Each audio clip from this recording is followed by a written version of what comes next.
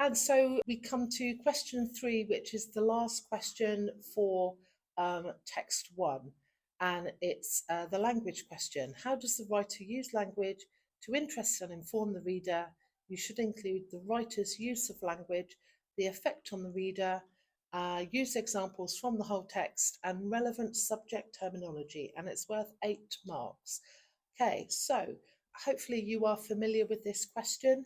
Some students are still not quite sure about subject terminology. Subject terminology is any language features and any word classes. Okay, so they want you to name a metaphor if you see it, or a simile, or use those English terms. Okay, what I would say for the Victorian non-fiction text, you may not find figurative language devices such as similes and metaphors.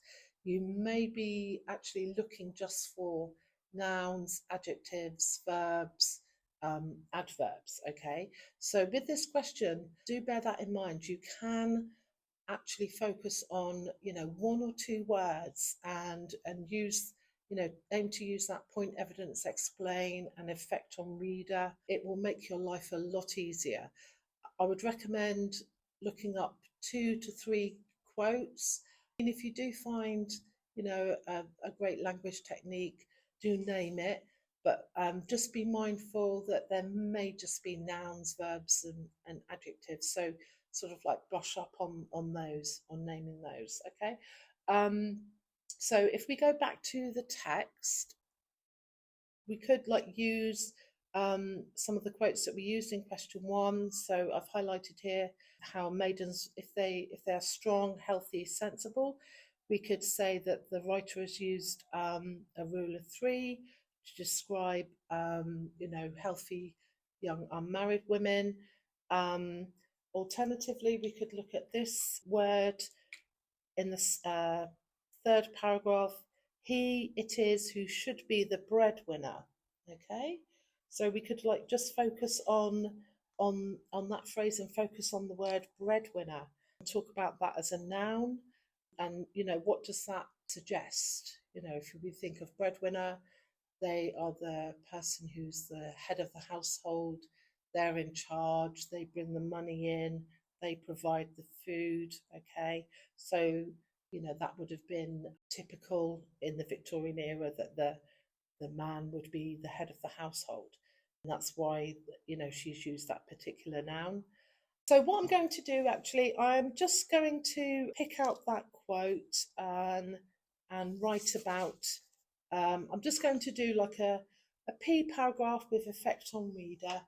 Okay, so you're going to be starting off in a similar way. Okay, so you want to get your subject terminology in the opening sentence. So we could say the writer uses a noun, okay, to show the stereotypical role a man would have